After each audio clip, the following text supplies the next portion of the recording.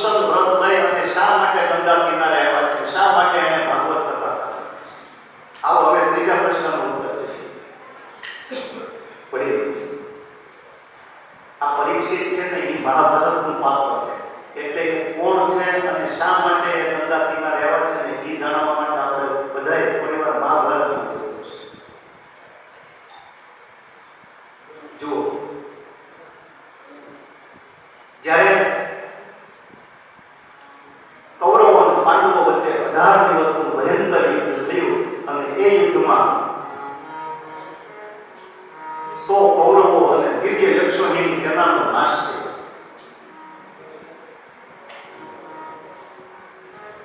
પાંડવોના વિજય થયો.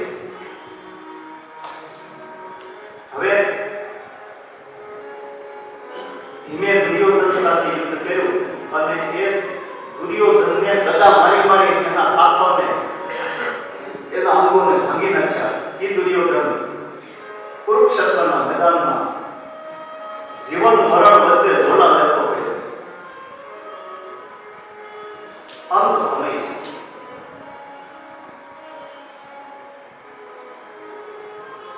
એ સમયે દુર્યોધનનો પરમ મિત્ર અને ગુરુ દ્રોણનો પુત્ર અશ્વત્થામા ક્યાં આવે છે? અશ્વત્થામા દુર્યોધનને મળે છે અને કહે, મિત્ર, આપણે વિચાર્યું એવું કઈ થયું નહીં, આ બધું બહુ ખોટું થયું, પણ મિત્ર, હવે તારો અંતિમ સમય છે અને હું તારો મિત્ર છું, એટલે મારી ફરજમાં આવે છે, તારી કોઈ અંતિમ ઈચ્છા હોય તો બતાવ. ત્યારે દુર્યોધને કહ્યું, ભાઈ, મારી અંતિમ ઈચ્છા તો તું જાણે છે, એ ઈચ્છાને પૂરી કરવા માટે મેં આ યુદ્ધ કર્યું. મારી ઈચ્છા એ છે પાંડવો આ પૃથ્વી પર ન હોવો. સમય એવું નક્કી કર્યું કે રાત્રે પાંડવો સૂતા છે ને ત્યારે હું એના કક્ષમાં જઈશ અને સૂતા છે એ અવસ્થામાં એની ડોક ઉપર હું ખડગનો પ્રહાર કરીશ અને પાંચેયના મસ્તક કાપી મારા મિત્રને સમર્પિત કરી અને એની અંતિમ ઈચ્છા પૂરી કરીશ.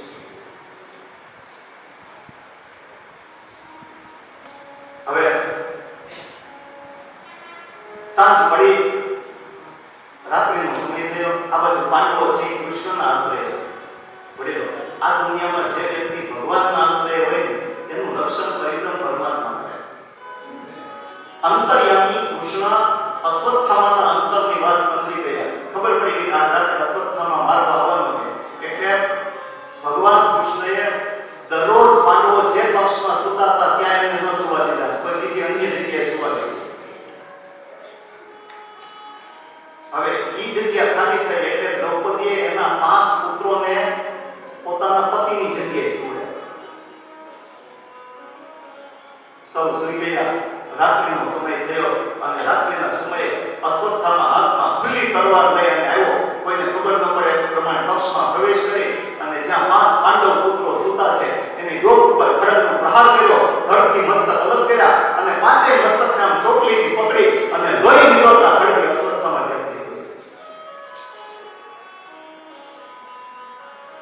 આવ્યો. રાત્રિના સમયે કુરુક્ષેત્રના મેદાનમાં જ્યાં દુર્યોધન જીવન મરણ વચ્ચે ઝોલા લઈ રહ્યો છે, પોતાના અંતિમ શ્વાસ ભણી રહ્યો છે, ત્યાં આવી દુર્યોધનની પાસે પાંચેય મસ્તક ખેંચ્યા અને કહ્યું, લે મિત્ર, આ પાંચેય પાંડવોના મસ્તક. દુર્યોધન વિચાર કરવા લાગ્યો, જે કામ અમે 18 દિવસમાં ન કરી શક્યા એ કામ આને એક રાતમાં પતાવી દીધું.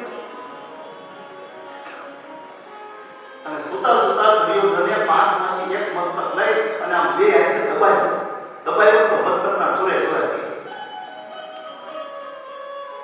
એટલે દુર્યોધને એમ કહ્યું, ભાઈ અશ્વત્થામા, આમાં તારી કઈ ભૂલ થાય છે, આ મસ્તક પાંડવોના નથી. અને ચાંદનીના પ્રકાશમાં જ્યારે અશ્વત્થામાએ મસ્તકને જોયા તો ખરેખર એ મસ્તક પાંડવોના નહીં પણ પાંડવ પુત્રોના હતા. પાંડવ પુત્રોના 5 મસ્તક જોયા ને ત્યારે તો દુર્યોધનને હરે રાખી થઈ. દુર્યોધને કહ્યું, અશ્વત્થામા, તે બહુ મોટી ભૂલ કરી. કારણ હે અશ્વત્થામા, અમારું આખું કુળ આ યુદ્ધમાં કપાઈ ગયું. અમારા કુળને આગળ વધારનારા આ 5 સંતાનો હતા એને ત્યાં મારી નાખ્યા. હવે અમારા કુળમાં તે કોઈ શ્રાદ્ધ કરતા નથી. અશ્વત્થામાને પસ્તાવો થયો, હવે શું મારવા બીજાને મરી ગયા હોય.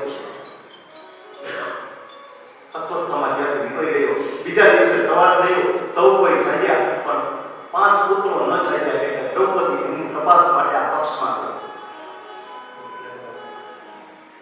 આ પક્ષમાં આવી જોયું તો 5 મસ્તક વિહોણા ધડ પડ્યા છે અને આખા પક્ષમાં લોહી વેલમ છલમ થઈ. પોતાના 5 પુત્રોના મસ્તક વિહોણા ધડ જોયા ને દ્રૌપદીને બહુ દુઃખ થયું. આજ દ્રૌપદી બહુ રડી.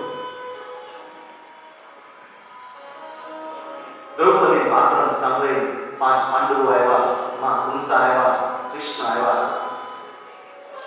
જોયું તો 5 મસ્તક વિહોણા ધડ પડ્યા છે. દ્રૌપદી એટલી રડી કે દ્રૌપદી આ પ્રકૃતિને પણ રડાવી. દ્રૌપદીને દુઃખ એ વાતનું છે કે મારા 5 દીકરા ઊંઘમાં મૃત્યુ પામ્યા. ક્ષત્રિયના દીકરાની ગતિ એ જ રીતે થાય છે, કાં તો લડતા એ સમ્રાટગણમાં શહીદી પ્રાપ્ત કરે અને કાં તો અંત સમયે જંગલમાં જાય, હરીને સ્મરે અને મરે. ન તો મારા પુત્રો સમ્રાટગણમાં શહીદી પ્રાપ્ત કરી શક્યા કે ન તો મારા પુત્રો અંત સમયે પરમાત્માનું નામ લઈ શક્યા. ન જાણે ઊંઘમાં જ કોઈ એમને રડતી દ્રૌપદીને શાંત કરવા માટે અર્જુને એમ કહ્યું, પાંચાલી તું રડીશ નહીં. હું તને વચન આપું છું, જેને તારા 5 પુત્રોને માર્યા છે ને એને પકડીને લાવીશ, એનું મસ્તક કાપીશ, એનો પાટલો બનાવીશ અને એના ઉપર તને બેસાડી અને હું સ્નાન કરાવીશ ને ત્યારે મારા દિલની દાદ શાંત થશે. અર્જુન પ્રતિજ્ઞાબદ્ધ થયા. ભગવાન કૃષ્ણ સામે નજર કરી. ભગવાન કૃષ્ણ સમજી ગયા. રથ તૈયાર થયો. રથ લઈને અર્જુન બહાર નીકળ્યો તો ખબર પડી આ કર્મ અશ્વત્થામા આવ્યું છે. અશ્વત્થામાને મારવા માટે અર્જુન અને કૃષ્ણ બંને નીકળ્યા. અશ્વત્થામાને ખબર પડી કે અર્જુન મને મારવા માટે આવે છે. અશ્વત્થામા રથ લઈને મારવા આવ્યો.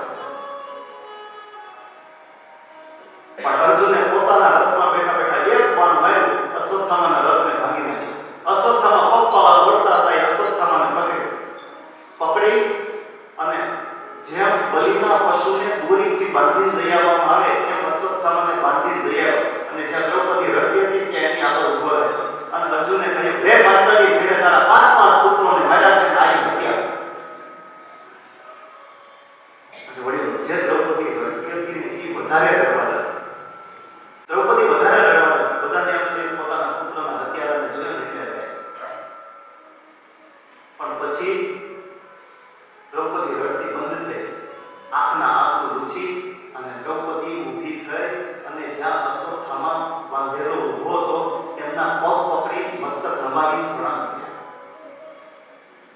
પ્રણામ કરી અને પછી દ્રૌપદીએ પાંડવોને એમ કહ્યું કે ઉવાચ સા સહંત્યસ્ય બંધના નયનંચતિ મુચ્યતા એવ બ્રાહ્મણા વિતરણ. હે પાંડવો, તમે આ કોને બાંધીને લાવ્યા છો? આ તમારો ગુરુનો પુત્ર છે ને આ બ્રાહ્મણ છે. આને બાંધી ના લેવાય. અરે તમારા માથા આના ચરણમાં શોભે. આને મુક્ત કરો. મુચ્યતામ શબ્દનો 2 વાર પ્રયોગ કર્યો છે. મુચ્યતામ એ શબ્દ કે નિર્ણય પાકો છે. આને મુક્ત કરો. અર્જુને કહ્યું, પાંચાલી, તું જેને મુક્ત કરવાની વાત કરે છે એ તારા 5 પુત્રોનો હત્યારો છે. દ્રૌપદીએ કહ્યું કે ઈ ધર્મ ચૂકે, આપણે ધર્મ ચૂકવાનો, આપણે તો સૌ ગૌ બ્રાહ્મણ પ્રતિપાલક છે. આને મુક્ત કરો અને મરાય. વડીલો, આ કથા આપણે સાંભળીએ છીએ, બાકી આ વર્તન કરવું બહુ મુશ્કેલ છે. આપણે રોડ ઉપર આમ ગાડી લઈને જતા હોય તો રોંગ સાઈડ નીકળે ને આપણે કોઈ આપણો મગજ હલી જાય છે.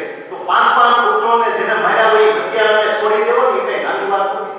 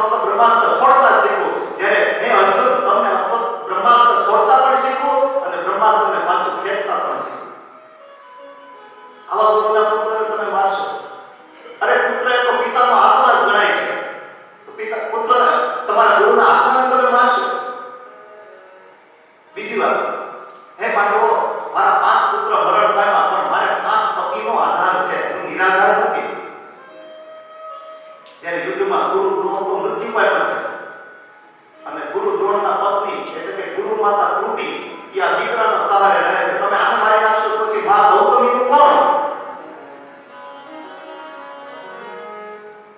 માટે મુચ્યતા વિક્ષ માટે આને મુક્ત કરો. યુધિષ્ઠિરે કહ્યું કે દ્રૌપદીની વાત તો બરાબર છે અને મરાય નહીં. એટલે યુધિષ્ઠિરે કહ્યું કે પાંચાલી બરાબર કહે છે, આ બ્રાહ્મણ છે ગુરુનો પુત્ર છે માટે આને છોડી દો. પણ ભીમે કહ્યું કે હું મોટા ભાઈ તમે એવી વાત કરો અને પાંચ છોકરાને મારી નાખ્યા, તમે એને છોડવાની વાત કરો. અરે તમારો કોઈનો જીવ ન લે તો મને સોંપી દો, હમણાં એક ઘાત બે કટકા કરી નાખ. એ અર્જુન અને માર. હવે અર્જુન ફસાણો એને શું કરું? કારણ કે એક મોટા ભાઈ યુધિષ્ઠિર એમ કહે છે કે આને છોડી દો અને બીજા મોટા ભાઈ ભીમસેન એમ કહે છે કે આને એક ઘાત બે કટકા કરી નાખ. બેમાંથી કોની આજ્ઞા મળે? પછી બીજું એને પોતે ખુદ પ્રતિજ્ઞા કરી છે કે જેને 5 પુત્રો માર્યા છે એનું મસ્તક કાપવાનું, એનો પાટલો બનાવવાનો અને એના ઉપર બેસાડી દ્રૌપદીને સ્નાન કરાવવાનું. અને ક્ષત્રિયો માટે પ્રતિજ્ઞા ભંગ એ તો મૃત્યુનો સવાલ છે. તો શું કરવું? અર્જુન આમ ચારેય બાજુથી ફસાય અને જ્યારે અર્જુન ચારેય બાજુથી ફસાય ને ત્યારે એ ભગવાન કૃષ્ણને પૂછે, હવે પ્રભુ હું ફસાણો છું, મને આમાંથી એક રસ્તો બતાવો. અને ભગવાન કૃષ્ણ એ વળી